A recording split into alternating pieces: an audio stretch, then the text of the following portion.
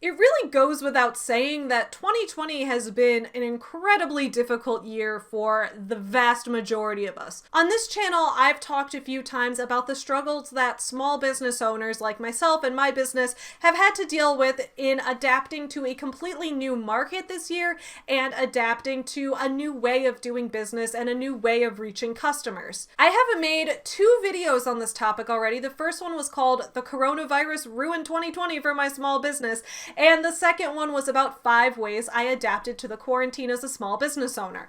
Well, now we are heading into the holiday season. We're heading into a time where for a lot of small business owners like me, it is time for a holiday rush. There are going to be so many people looking for holiday gifts, and you want to get in on that, and you want it to be your time to get your gifts in front of people who can use them. For me, it's been an extra struggle of, okay, there's so many things going on, and the normal way I would do my holiday seasons was by going to a million craft fairs and a million festivals.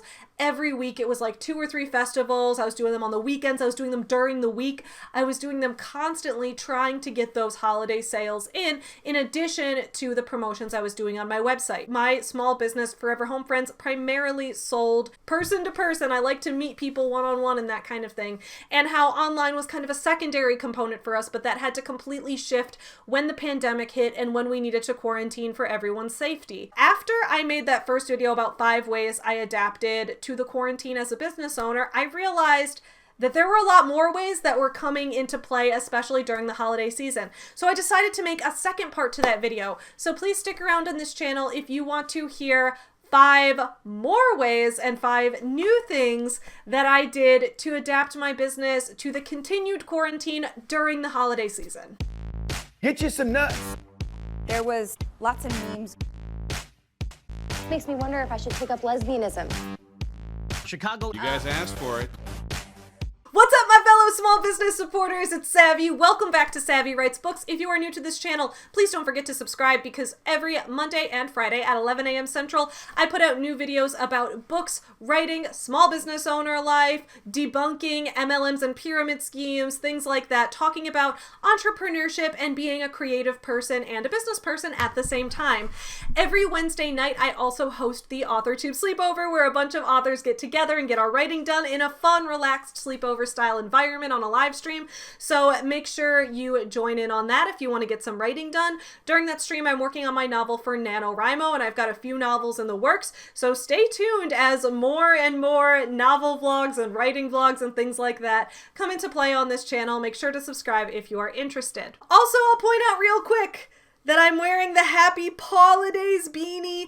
I recently announced on my email newsletter and on social media that my Forever Home Friends Happy Holidays specials are back. That includes our beanie, our mug, and this year we have another special, which is our full collection at a discounted rate. For some context, I'm a small business owner. I run a company called Forever Home Friends.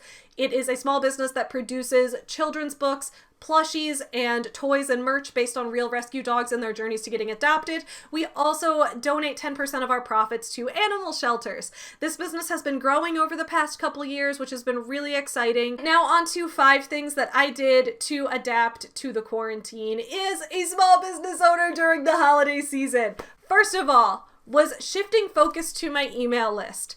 I had never been great at running an email list. I recently did a Get Ready With Me for my book launch party vlog a couple weeks ago when I was preparing for the launch of my newest book, The Love of Senior Dogs. And in that vlog, I showed everyone how I use my email list on MailChimp and how I tailor my different emails to different audiences, the ways that I talk to people, that kind of thing. Getting an email list started for me was not that easy at first. It took me a long time to grow my list, and my list still isn't super huge.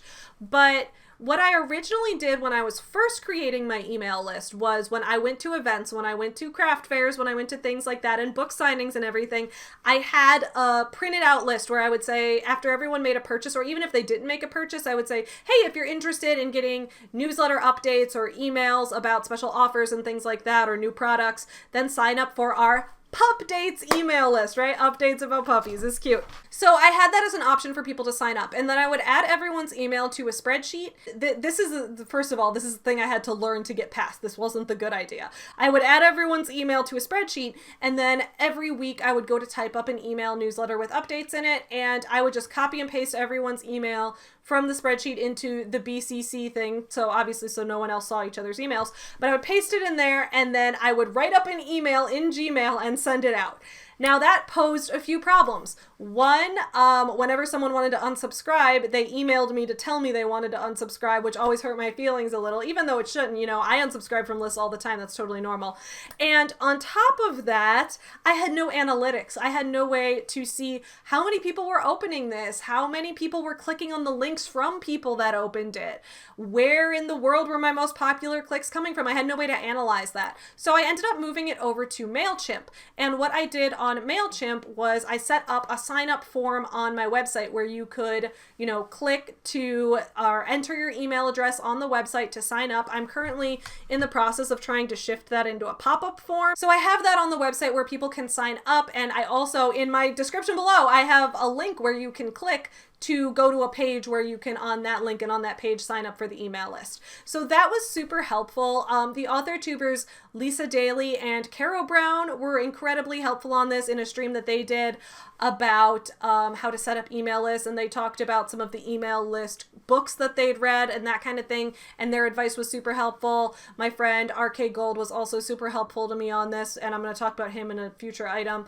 But yeah, so thank you to those people. I'll link all their channels in the description below. Thank you so much for all of your good information on mailing lists. But I would say having an email list has been key, because as I've been coming up with new promotions and new ways to do things, having that email list and being able to send an email to all those people and then see how many people opened it, see how many people clicked, has really helped me figure that out.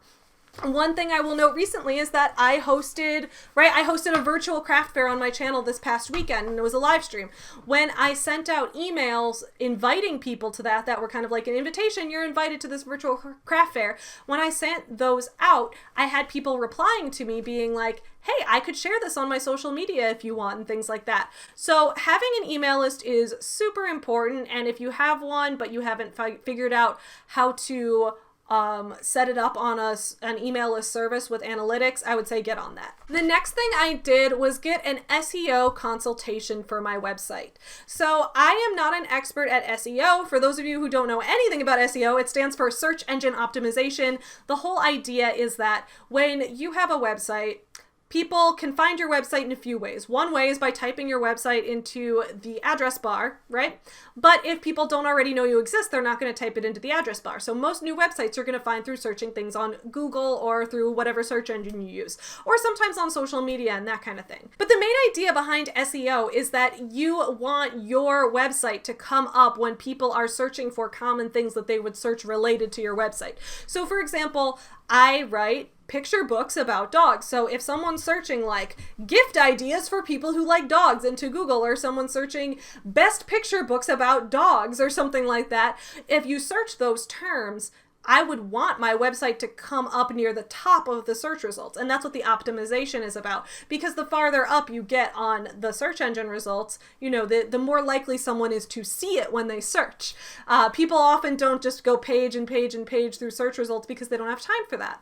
So that's the idea behind SEO. So while I was on my writing sleepover stream one Wednesday night, one of the people who regularly attend this stream, her name is Cassidy, she reached out to me and said, hey, I do SEO analysis like for my job. Would you like me to do that for your website? And I said, yes, please do. So she did, and she gave me a full analysis of everything on my website. She told me certain places where I could be adding new keywords into like the SEO bar, like at like on Shopify where I run my site. When you make a new page at the bottom, there's like a preview of how it appears, and the preview of what appears there, you can make different from what actually appears on the page. Like I learned all these new things from her. So getting an SEO consultation about my website, having someone fully look it over, fully analyze it, was super, super helpful to me, and it helped me develop concrete steps for what I needed to do next.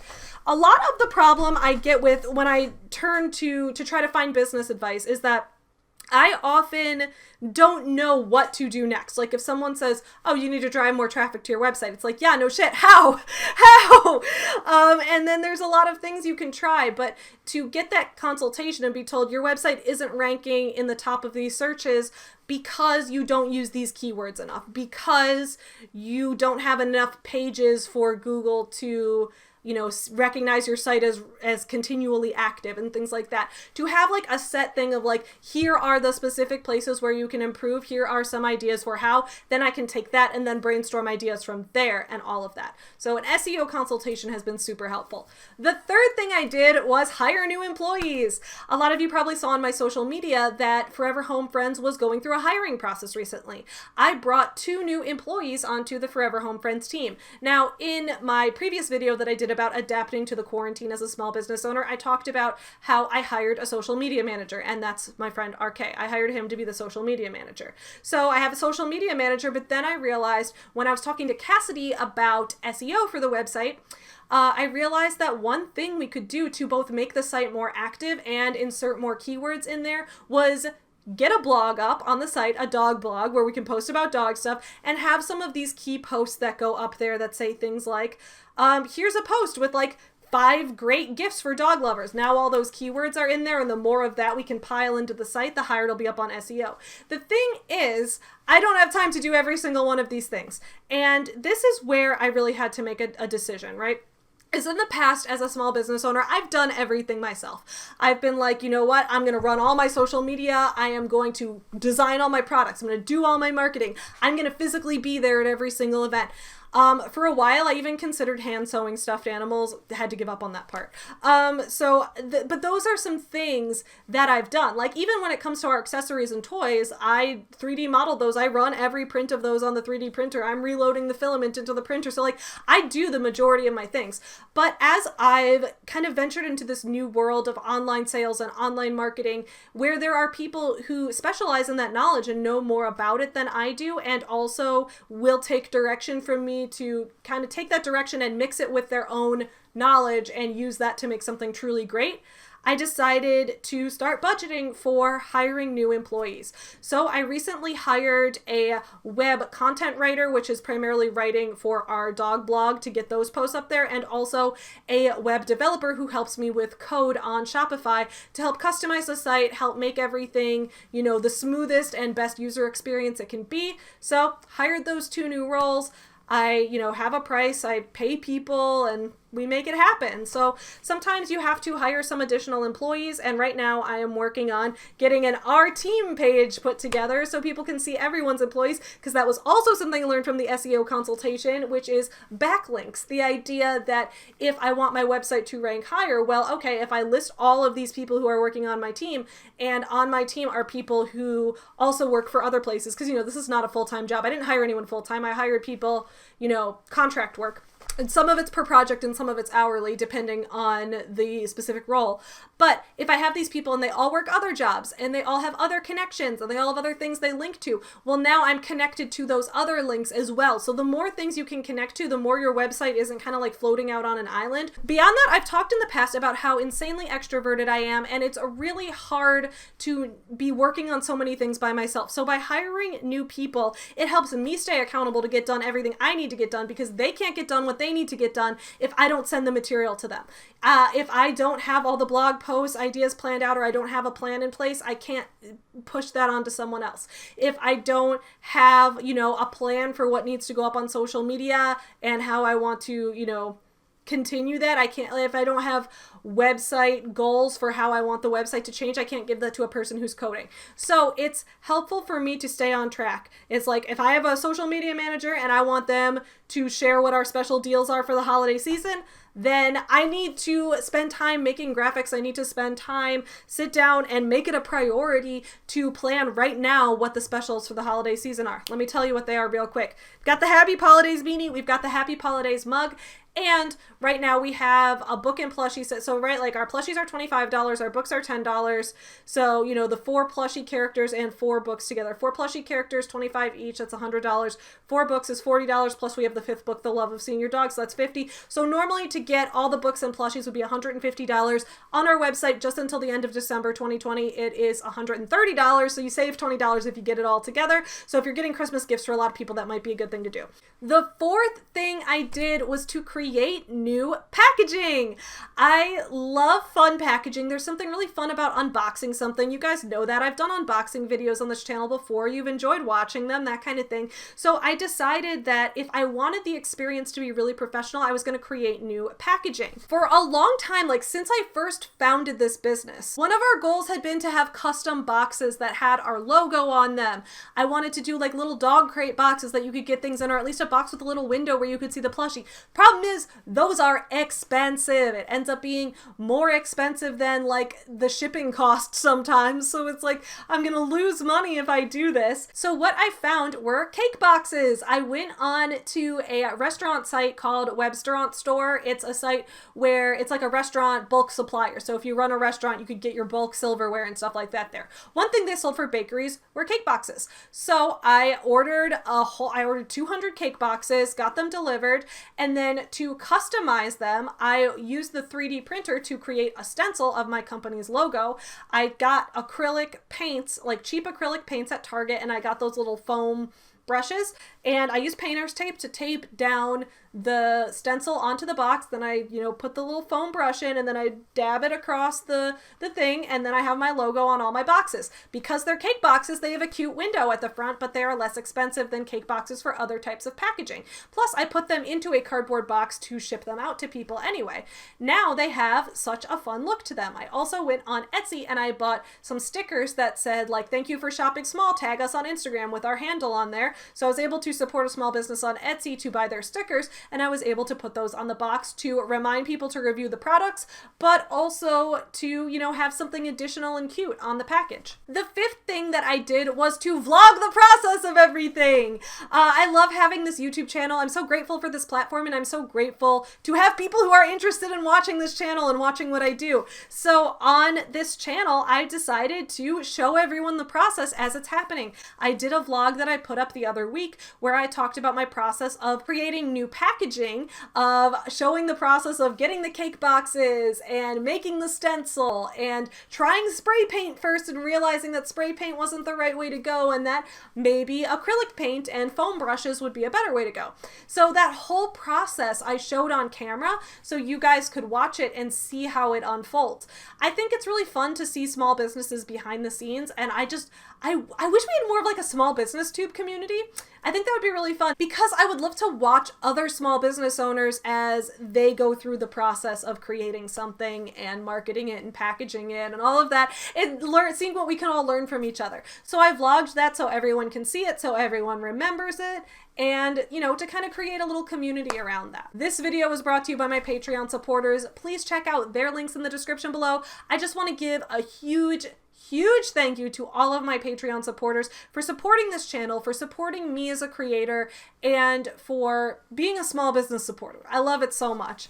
Thank you guys all so much for watching this video. I will see you guys again on Wednesday night for the sleepover stream, but until then, don't forget to support small businesses and have a great Monday. Get you some nuts. There was lots of memes. Makes me wonder if I should take up lesbianism. Chicago. You guys asked for it.